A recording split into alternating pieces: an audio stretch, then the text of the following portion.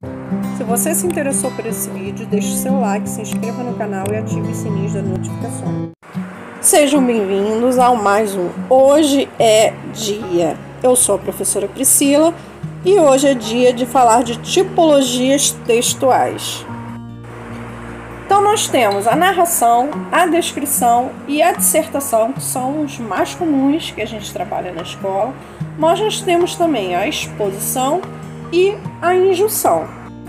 Só lembrando que gênero textual e tipologia textual são duas coisas diferentes. E hoje nós vamos falar sobre tipologias textuais. Existem vários tipos de textos. O tipo textual é a forma como o texto se apresenta. Portanto, são modelos abrangentes e fixos, que definem e distinguem a estrutura e os aspectos linguísticos. Então, eles podem ser os narrativos, descritivos, dissertativos, expositivos e injuntivos. E nós vamos ver cada um desses.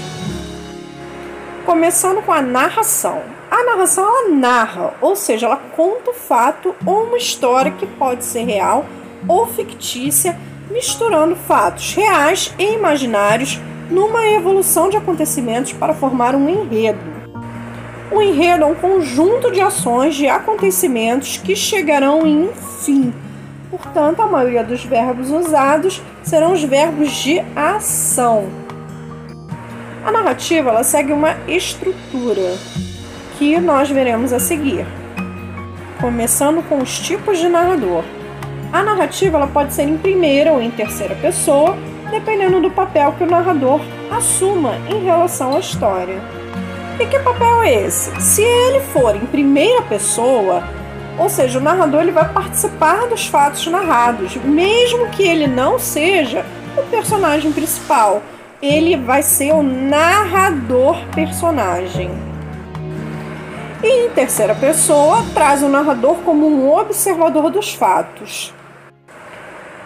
Ele pode até mesmo apresentar pensamentos de personagens do texto. Ele é um narrador observador. Então, os elementos básicos que devem conter uma narração são: fato, qual o problema que deu início à história? É uma sequência ordenada de acontecimentos. É o que chamamos de enredo, trama ou ação. E quem? É o personagem principal, o protagonista, com quem está acontecendo a história. Também podemos ter o antagonista e os personagens secundários. Quando? É um momento. Em que período se deu os acontecimentos? É o tempo da ação, o tempo da história. Onde? É o ambiente, o lugar onde ocorreu o fato. E como? O que motivou esse fato? Como cada personagem agiu a esse determinado problema que surgiu? São esses elementos que compõem a narrativa. São elementos básicos que tem que conter na história. Os gêneros que utilizam essa estrutura da narrativa são os contos, as crônicas, as fábulas, os romances, as biografias e muitos outros. E aí nós temos um exemplo de narrativa, que é a fábula O Leão e o Mosquito. Um leão ficou com raiva de um mosquito que não parava de zumbir ao redor de sua cabeça. Mas o mosquito não deu a mínima. Você está achando que eu vou ficar com medo de você só porque você pensa que é rei? Disse ele altivo e em seguida voou para o leão e deu uma picada ardida no seu focinho. Indignado, o leão deu uma patada no mosquito, mas a única coisa que conseguiu foi arranhar-se com as próprias garras. O mosquito continuou picando o leão, que começou a urrar como um louco. No fim, exausto, enfurecido e coberto de feridas provocadas por seus próprios dentes e garras, o leão se rendeu. O mosquito foi embora zumbido para contar a todo mundo que tinha vencido o leão, mas entrou direto numa teia de aranha. Ali, o vencedor do rei dos animais encontrou seu triste fim, comido por uma aranha minúscula.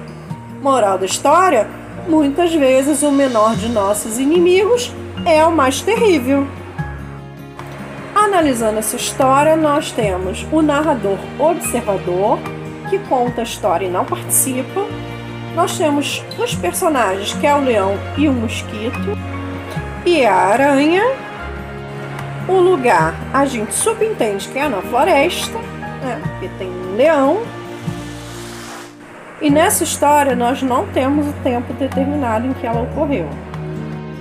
Mas conseguimos ver que é uma história do passado por causa dos verbos que estão conjugados todos no tempo passado. Agora é a descrição, que tem por objetivo passar para o papel uma imagem objetiva ou subjetiva de uma paisagem, objetos, pessoas ou situações. Isso é escrever um texto descritivo. É o tipo textual que tem mais adjetivos e substantivos e utiliza os verbos de ligação, como parecer, ser, permanecer, ficar, estar, ter e vários outros, pois a descrição ela é desprovida de ação. A finalidade de uma descrição é estimular os sentidos provocados pela coisa observada, como se pudesse dar ao leitor as mesmas impressões que se tem ao estar diante daquilo que é descrito.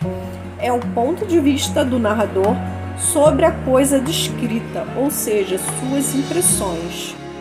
E os elementos básicos de uma descrição são nomear, identificar, ou seja, dar existência ao elemento, descrevendo suas diferenças ou semelhanças. Localizar ou situar, ou seja, determinar o lugar que o elemento ocupa no tempo e no espaço. E qualificar, que é o testemunho do observador sobre os elementos do mundo. E os gêneros que se apropriam da estrutura descritiva são o laudo, o relatório, a ata, o guia de viagem, os classificados de jornais, entre outros. Agora nós vamos analisar um exemplo de descrição. Os olhos eram claros, cor de chumbo, moviam-se devagar e tinham expressão dura, seca e fria. Cara magra e pálida, uma tira estreita de barba por baixo do queixo e de uma têmpora a outra, curta, ruiva e rara. Teria 40 anos. Então nós estamos vendo uma descrição de uma pessoa. Essa descrição é tão detalhada que a gente consegue visualizar a pessoa. E é essa a função da descrição. Chegamos na dissertação. Dissertar é defender o seu ponto de vista em relação a algum tema. É a exposição de ideias pessoais, opiniões sobre fatos. A dissertação ela baseia-se na discussão de ideias, ou seja, a argumentação, a organização do pensamento, a defesa de pontos de vista, a descoberta de soluções. Para isso, é necessário conhecimento do assunto que se vai abordar, aliado a uma tomada de posição diante desse assunto. Então, a base para a argumentação é atentar-se para as relações de causa-consequência e pontos favoráveis e desfavoráveis que são muito usadas nesse processo. Algumas expressões indicadoras de causa e consequência. Causa, por causa de, graças a, em virtude de, em vista de, devido a, por motivo de.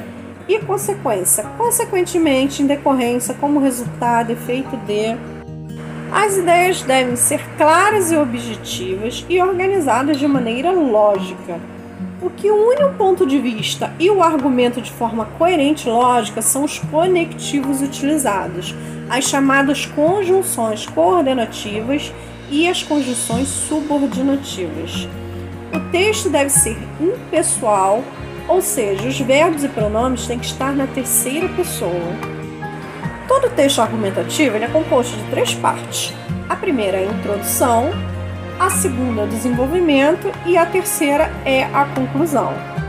Na introdução, nós temos a apresentação do tema abordado através de um conceito ou questionamento geral, seguido de um ponto de vista e de seu argumento principal. E como é que a gente faz isso? Primeiro, transforme o tema numa pergunta. O que é? Como ocorre? De onde surgiu? 2. Responda a pergunta sobre o tema e teremos um ponto de vista. E 3. Coloque o porquê da resposta propondo suas opiniões e teremos o argumento. E o desenvolvimento? São os parágrafos que contêm as ideias que reforçam o seu argumento principal, ou seja, são os argumentos auxiliares e também os fatos e exemplos, que são baseados na verdade e que são reconhecidos publicamente. E aí chegamos na conclusão, que é a parte final da redação dissertativa, onde o autor deve amarrar de forma resumida todas as ideias do texto para que o ponto de vista inicial se mostre irrefutável, ou seja, de forma que seja imposto e aceito como verdadeiro. E os gêneros que se apropriam dessa estrutura dissertativa são os ensaios, as cartas argumentativas, a dissertação, o editorial, entre outros. Agora nós vamos ver um exemplo de texto dissertativo. Ele se chama Além da Seca. Não são as chuvas escassas o principal problema dos que vivem no sertão. O maior empecilho é a falta de interesse político, haja vista a conveniência de existirem eleitores miseráveis e persuasíveis que se tornaram presas fáceis aos objetivos meramente eleitoreiros dos candidatos da região. Convém observar que o Nordeste não é um total deserto. Possui uma grande faixa litorânea e em seus vales e chapadas existem muitas fontes de água potável. O que falta, como já mencionado, é a ação política em relação à distribuição dessa água, seguida de propaganda positiva da região após uma administração séria. É imprescindível insistir no fato de que a má conduta dos políticos e certos cidadãos, sem consciência do próprio voto, só agravam ainda mais o problema que vai além da seca. Percebe-se nitidamente que essa questão não é levada a sério pelas autoridades e, assim como acontece na obra Vidas Secas, de Graciliano Ramos, a seca é e sempre foi um círculo que não tem fim, terminando sempre onde começa. Um outro fator que adquire importância nessa discussão é a falta de discernimento de muitos eleitores, os quais possuem já arraigadas a cultura de que cada período de eleição os mesmos terão a oportunidade de obter dinheiro ou presentes em troca do voto, dessa forma fomentando uma indústria de pobreza e descaso. Logo, para acabar com o mito de que o sertão é sinônimo de seca, os políticos devem acreditar no Nordeste e investir em tecnologias que favoreçam a irrigação e armazenamento de águas em açudes e barragens com o objetivo de uma melhor transposição e distribuição. Já aos indivíduos comuns cabe a responsabilidade de votar e, sobretudo, não vender nem trocar o voto por pequenos favores. Podemos observar na introdução dele que ele pegou um tema conhecido, um tema comum, geral. Ele tomou uma posição, ele defendeu o ponto de vista dele, ele desenvolveu as informações, inclusive citou uma obra muito conhecida que é Vidas Secas, de Graciliano Ramos.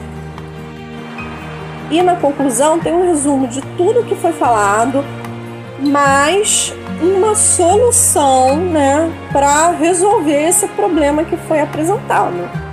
Então a função desse texto é convencer o leitor. O texto expositivo é uma explicação sobre determinado assunto que informa e esclarece sem emissão de nenhuma opinião, ou seja, não há interferência do autor. Faz uso de linguagem clara, objetiva e impessoal, e a maioria dos verbos está no presente do indicativo. E um exemplo muito comum são as notícias de jornal, as notícias jornalísticas. Agora nós vamos ver o exemplo de texto expositivo. O fidalgo protagonista da cena é acusado pelo diabo de tirania e abuso de poder. Habituado a mandar e a determinar a vida dos outros, Dom Henrique faz-se acompanhar de um pajem, de uma cadeira de espaldas e de um manto. Estes elementos cênicos retratam seu caráter, pois representam respectivamente a exploração, o poder e a vaidade. Dom Henrique chega ao cais passa pela barca infernal, onde se recusa a entrar, dirige-se à barca do anjo, de onde é obrigado a voltar à primeira barca, sendo esse o seu destino. Gil Vicente pretendeu criticar a nobreza através desta personagem tipo. Então, observando esse texto, a gente vê que é tudo muito claro, muito objetivo as informações. Você não vê nada do ponto de vista da pessoa que escreveu. Está apenas relatando o que se passou nessa história, né, de Gil Vicente. E para finalizar, nós temos a injunção. A injunção são aqueles textos que nos orientam, nos ditam normas e que nos instruem, como um manual de instruções para o funcionamento de algum aparelho ou brinquedo, alguma receita, né, de cozinha, a bula de um remédio ou uma receita médica que nos foi prescrita. O texto injuntivo, então, pode ser classificado de duas formas: instrucional e prescrição. O instrucional, o texto apresenta apenas um conselho, uma indicação e não uma ordem. Já a prescrição é um texto que apresenta uma ordem, é uma orientação dada no texto, é uma imposição. E aí nós temos um exemplo de texto injuntivo. É uma receita de Fanta natural e ela vem os ingredientes, que é 1 litro de água gelada, 10 laranjas, açúcar a gosto. E o modo de fazer: 1. Corte as laranjas ao meio. 2. Em uma jarra grande, esprema todas elas para extrair o líquido. 3. Retire as sementes. 4. Coloque toda a água e adicione o açúcar para adoçar, de acordo com seu gosto. 5. Mexa bem. E 6. Sirva em seguida. Então, nós podemos observar que na receita, o modo de fazer ele nos dá ordens, né? Coisas que você tem que seguir para que a sua receita saia corretamente. E os verbos são todos no imperativo, ou seja, dando ordem. Se você gostou do vídeo, já deixa o seu like, se inscreve no canal, ative o sininho das notificações para não perder nenhum vídeo novo.